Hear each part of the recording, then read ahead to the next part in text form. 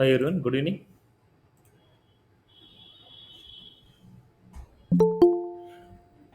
Voice ఓకేనా?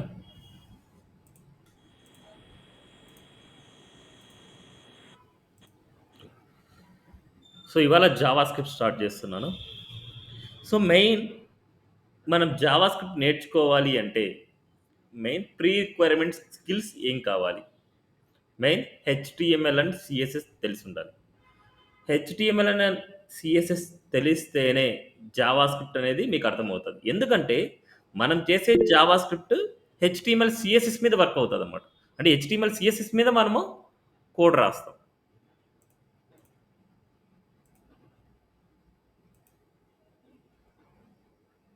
Okay. So ఇంతవరకు నేర్చుకున్న వాటిల్లో హెచ్టిఎంఎల్ అంటే ఏంటంటే హైపర్ టెక్స్ట్ మార్కప్ లాంగ్వేజ్. ఎందుకోసం యూజ్ చేస్తాం అంటే to build structure to the web page. అంటే ఒక వెబ్ పేజ్కి స్ట్రక్చర్ని ఇవ్వడానికి హెచ్టిఎంఎల్ యూజ్ చేస్తాం. అండ్ అదేవిధంగా సిఎస్ఎస్. సిఎస్ఎస్ ఎందుకు యూజ్ చేస్తాం అంటే to apply the styles and to add styles to the web page. అదే స్ట్రక్చర్ ఉన్న వెబ్ పేజ్కి స్టైల్స్ని యాడ్ చేయాలంటే సిఎస్ఎస్ యూజ్ చేస్తాం. అండ్ జావా స్క్రిప్ట్ అనమాట to add interactivity to the web page or behaviour. Behaviour కానీ interactivity కానీ add చేయడానికే ఈ జావా స్క్రిప్ట్ని యూజ్ చేస్తాం.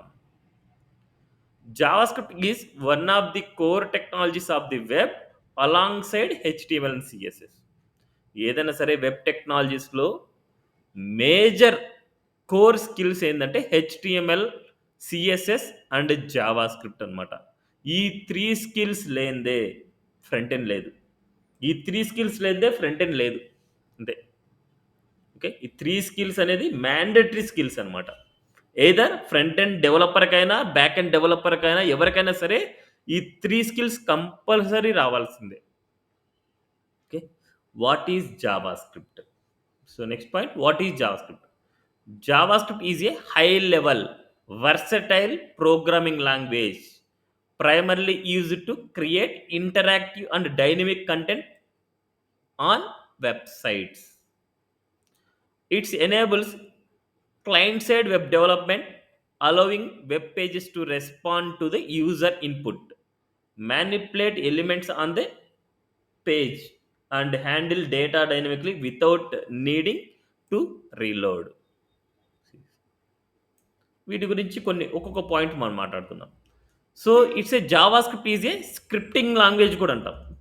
దీన్ని జేఎస్ కూడా అంటాం. JS stands for JavaScript. JS మనకు it's a scripting language. Scripting or programming language.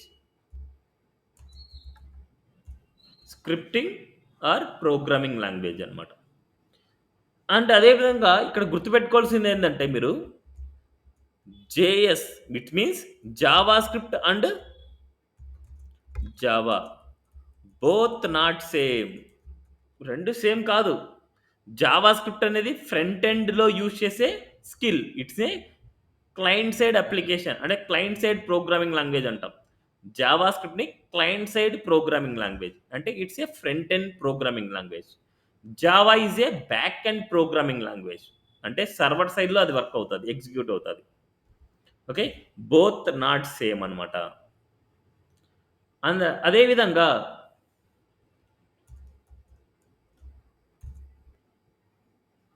ఇక్కడ మనకి Java script is A interpreted language. Is a interpreted interpreted language. Interpreted language అంటే ఏంటంటే line by line it's execution line by line జరుగుతుంది అనమాట.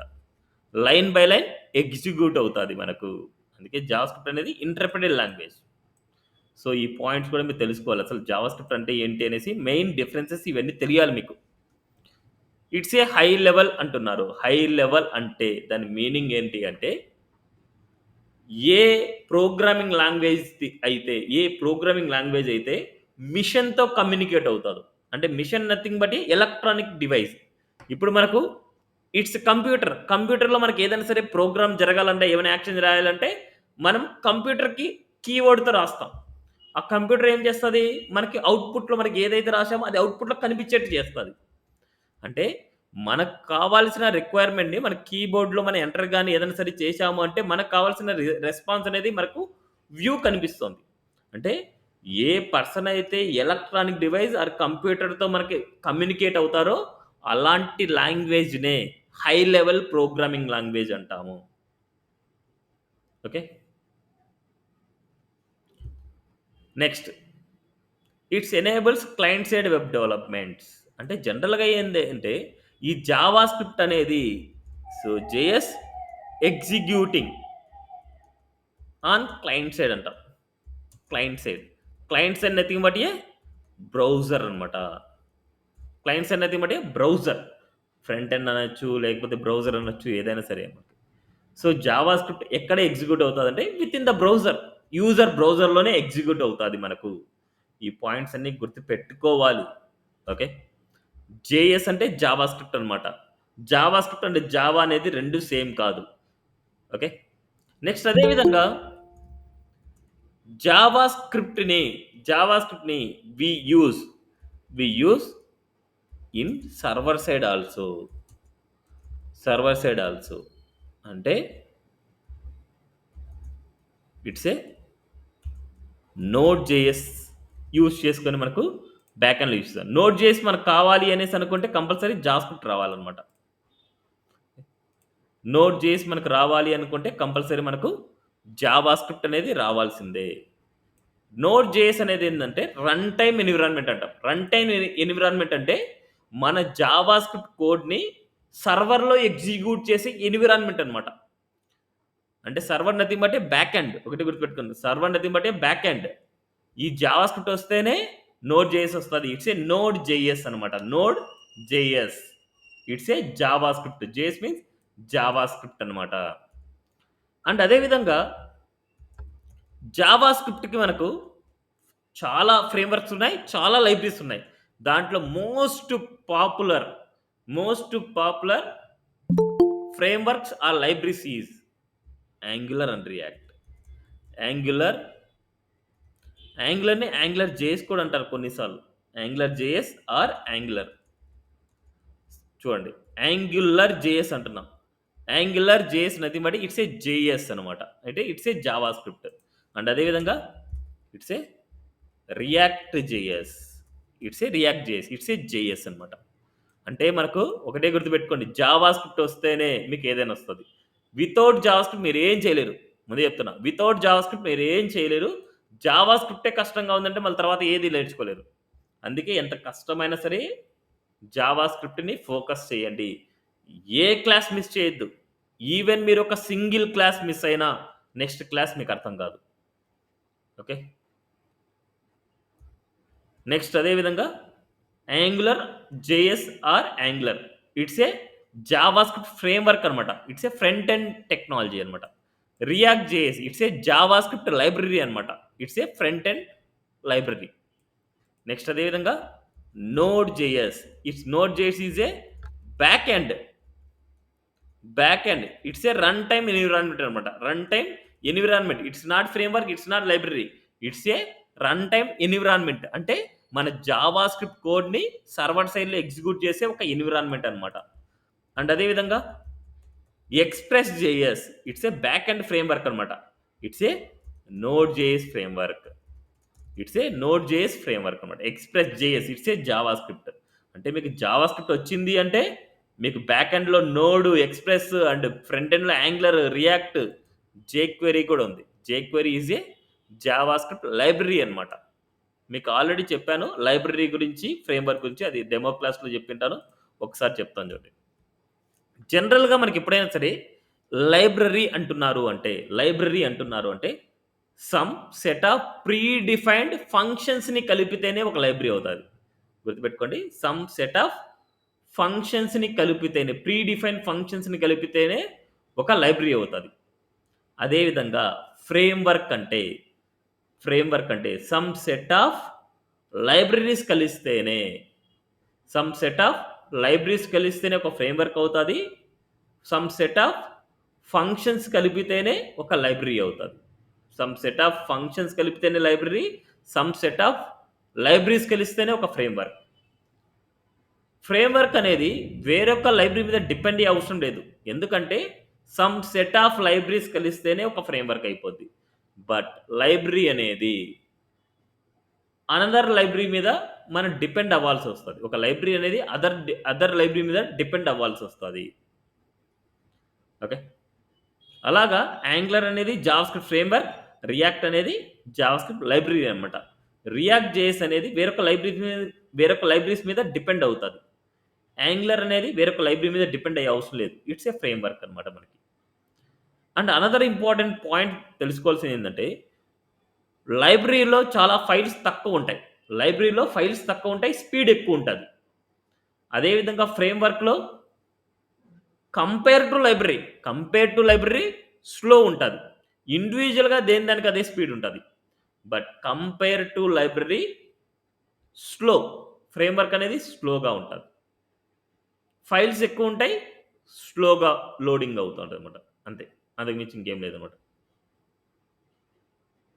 Okay. Clear?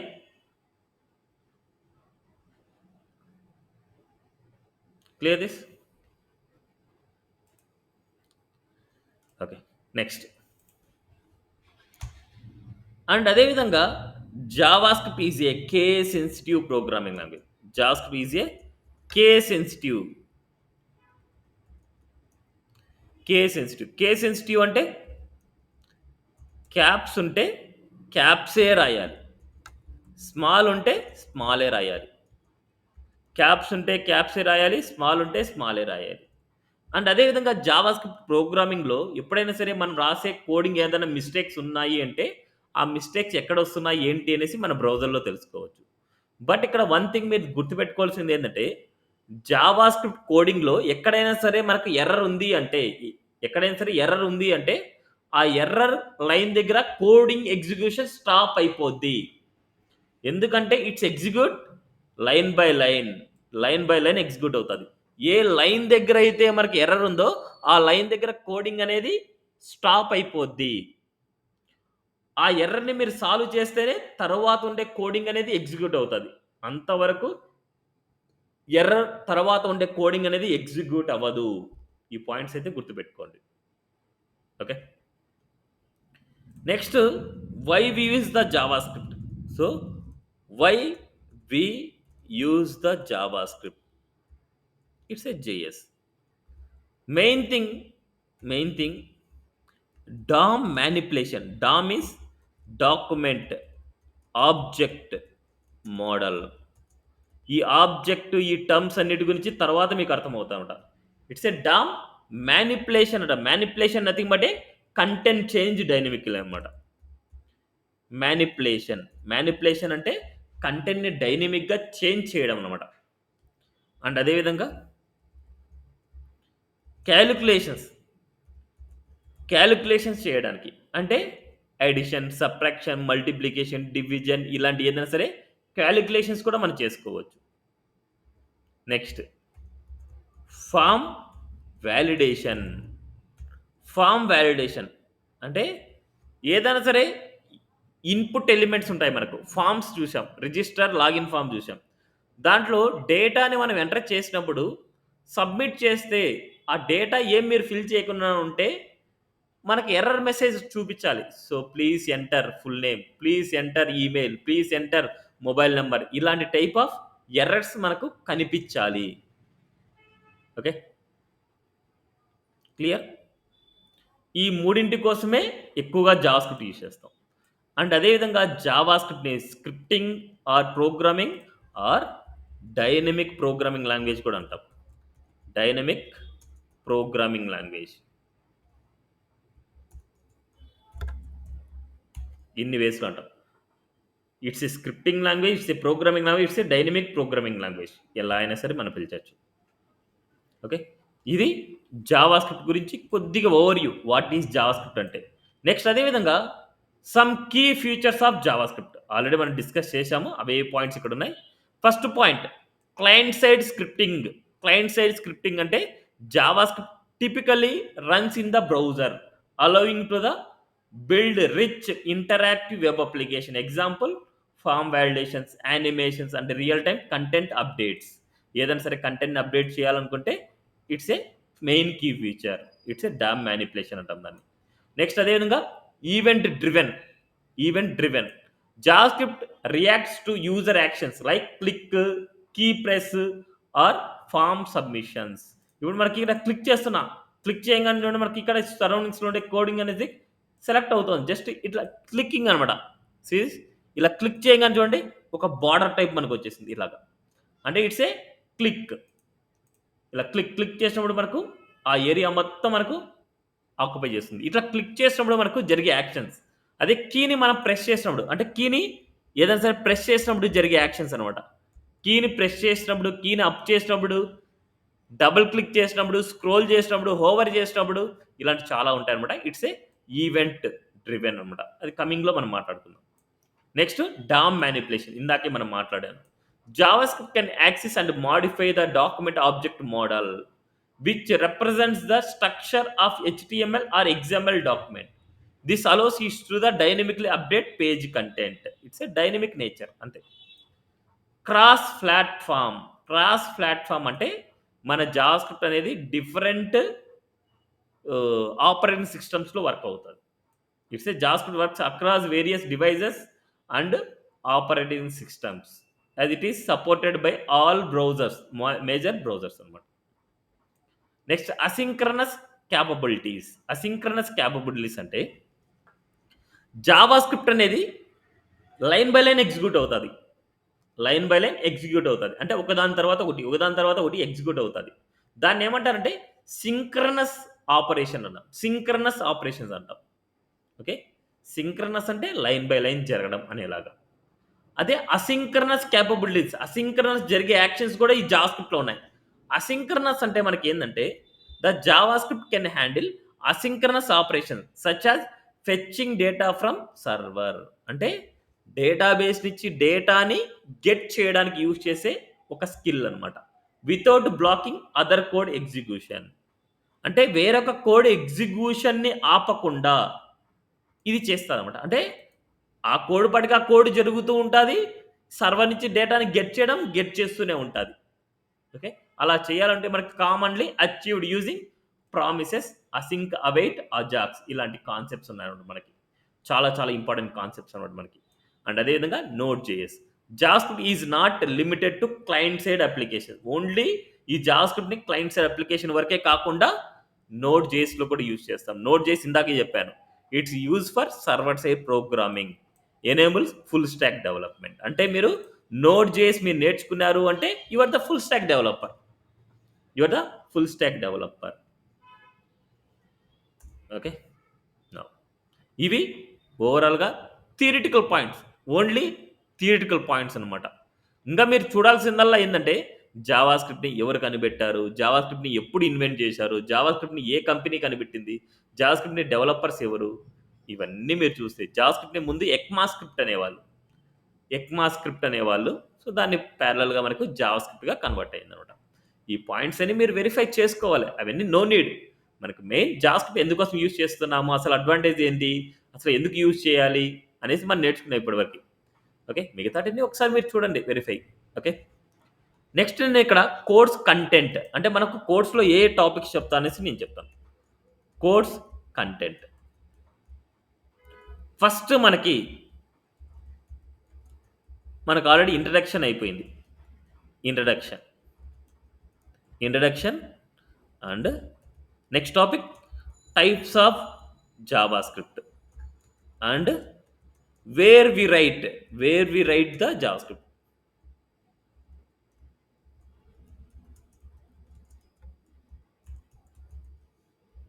Wear we write the JavaScript and display possibilities.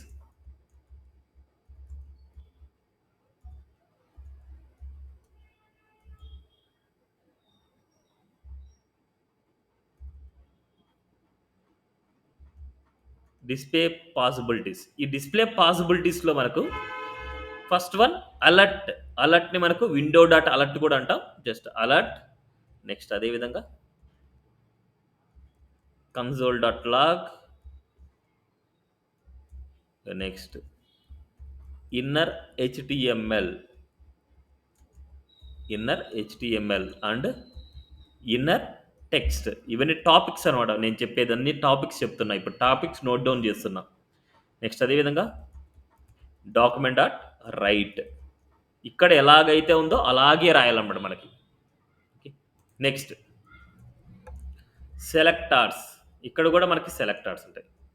ఆ సెలెక్టార్స్లో మనకు first one ID selector, ID selector. Next one class name selector. Next one tag name selector. Next name selector కూడా ఉంది, అది but optional, మనకు అవసరం లేదు. Next మనకి క్వైరీ సెలెక్టర్. ఓకే, ఇవి సెలెక్టార్స్ గురించి అనమాట. Next topic set attribute. Set attribute and get attribute. అట్రిబ్యూట్స్ని డైనమిక్గా గెట్ చేయడం, సెట్ చేయడం. నెక్స్ట్ అదేవిధంగా ఇక్కడ మనకి కంటెంట్, కంటెంట్ని డైనమిక్ చేంజ్ అండ్ డైనమిక్గా చేంజ్ చేయడం అండ్ అంతేనండి, dynamic change and styles apply dynamically. అంటే స్టైల్స్ అనేది బట్టి సిఎస్ఎస్ డైనమిక్గా అప్లై చేస్తాం. స్టైల్స్ అన్నింటినీ అనమాట. మనకి ఏదైనా సరే మనకు కావాల్సింది సిఎస్ఎస్ని can apply dynamically. Okay,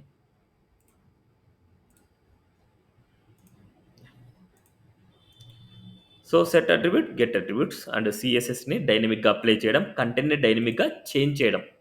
okay, ఇవన్నీ ఒక బేసిక్ థింగ్స్ అనమాట. Next actual concept variables. Variables, data types. Next arrays and objects. చాలా చాలా ఇంపార్టెంట్ కాన్సెప్ట్ అనమాట. సో నెక్స్ట్ మనకి ఫంక్షన్స్ అనమాట. మనకి ఇక్కడ బేసిక్ ఫంక్షన్ కూడా మనకు వస్తుంది. It's a function, basic function. Function ఎలా డిక్లేర్ చేస్తాం అనేసి it's a basic function. Next మనకి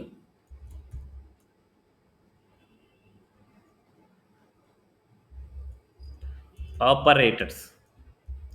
ఆపరేటర్స్లో మనకి arithmetic operator, assignment operators, assignment operator, arithmetic operator,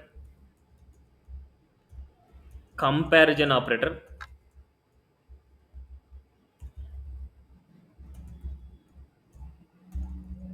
logical operator, type of operator, bitwise operator, instance అనేసి ఆపరేటర్ ఉండొచ్చు. మళ్ళీ నెక్స్ట్ టెర్నరీ, అంటే ఎక్కువ మనకి ఎక్కువగా ఇంపార్టెంట్ నేను చెప్తున్నా, ternary operator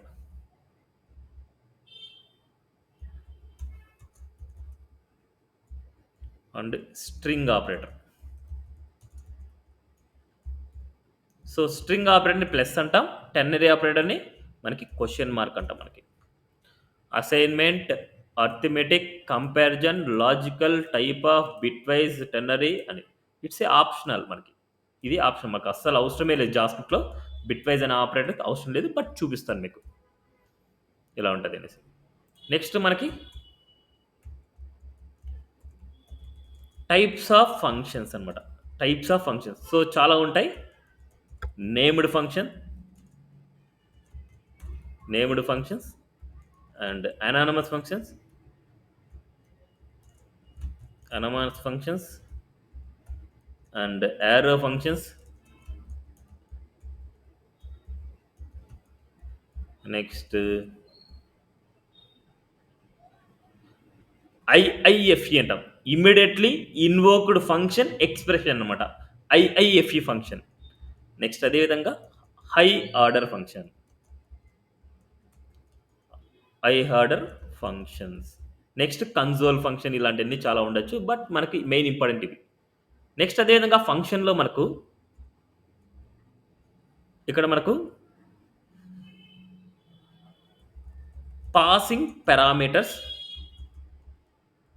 passing parameters and with and without return value. ఇక్కడ మనకు with and without parameters, with and without parameters, with and without return value functions అనమాట. ఇలాంటి చాలా ఇంపార్టెంట్ అనమాట మనకి. నెక్స్ట్ వీటి తర్వాత మనకి ఈవెంట్స్ అనమాట. ఈవెంట్స్ ఈవెంట్స్లో మనకి చాలా ఇంపార్టెంట్ ఈవెంట్స్ ఉన్నాయి. ఒకటి మనకు మౌస్ ఈవెంట్స్. మౌస్ ఈవెంట్ అంటే మౌస్తో చేసే ఈవెంట్స్. అండ్ అదేవిధంగా keyboard events, window events.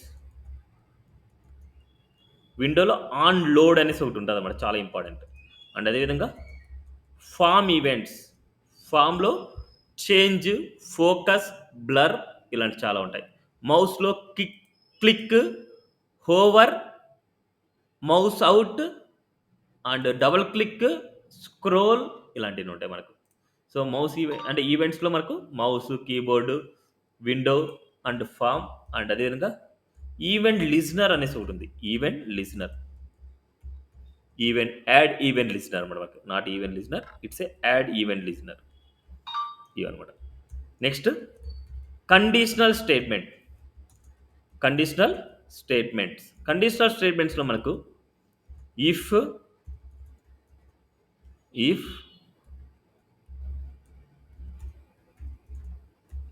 Else,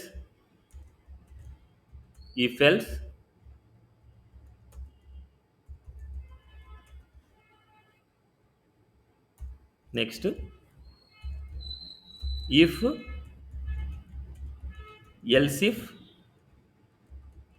else if and so on and else. Next అదేవిధంగా స్విచ్ అనమాట. Next looping statements. ఇవన్నీ సిలబస్ అనమాట. ఇదంతా నేను నోట్ చేసేది కోర్స్ కంటెంట్. మన కోర్స్లో కవర్ అయ్యే సిలబస్ నేను నోట్ డౌన్ చేస్తున్నా 1 by 1. లూపింగ్స్లో మనకు వైల్,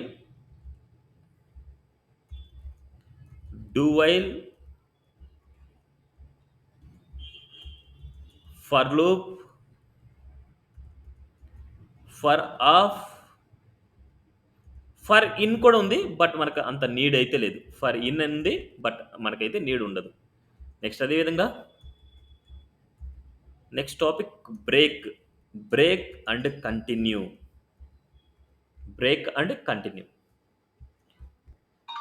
నెక్స్ట్ మనకు అరేస్ అండ్ ఆబ్జెక్ట్స్ మీద టాస్క్ అనమాట. బిగ్గర్ టాస్క్ ఉంటాయి ఇక్కడ, టాస్క్. నెక్స్ట్ మనకి అరేస్ మెథడ్స్ చాలా ఉంటాయి మనకు. అరేస్ సార్టింగ్, అరేస్ ఇటరేషన్లో మెయిన్గా మనం మాట్లాడుకుంటే మెథడ్స్ ఏంటంటే మనకు ఫర్ ఈచ్, మ్యాప్,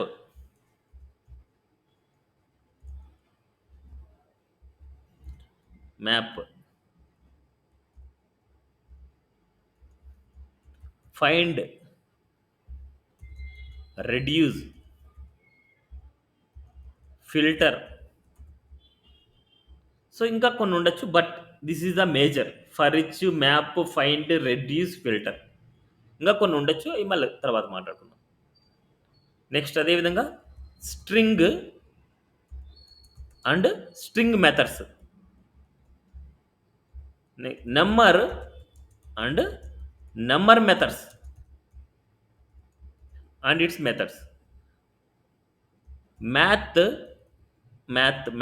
ఆబ్జెక్ట్స్ అంటాం. మ్యాథ్ మెథడ్స్ అనమాట. మ్యాథ్ మెథడ్లో మనకు చాలా ఇంపార్టెంట్ ర్యాండమ్ మెథడ్ అనేది చాలా ఇంపార్టెంట్. ఇంకా దాంట్లో ఉంటాయి సిల్, ఫ్లోర్, ట్రంక్, ఏబిఎస్ ఇలాంటి చాలా ఉంటాయి. బట్ దాంట్లో మనకు ర్యాండమ్ అనేది చాలా ఇంపార్టెంట్ మనకి. నెక్స్ట్ డేట్ ఆబ్జెక్ట్స్ అనమాట. ఆ date and it's methods. Next Jason గురించి మనం తెలుసుకోవాలి. జేసన్ అంటే ఏంటి అలాగా. నెక్స్ట్ క్లాస్ గురించి మనం నేర్చుకోవాలి, క్లాసెస్ గురించి. అండ్ అదేవిధంగా మాడ్యూల్స్ గురించి మనం నేర్చుకోవాలి. అదేవిధంగా బాంబ్ గురించి మనం నేర్చుకోవాలి. బ్రౌజర్ ఆబ్జెక్ట్ మోడల్ అంటే బ్రౌజర్‌లో జరిగే యాక్టివిటీస్ ఏంటి?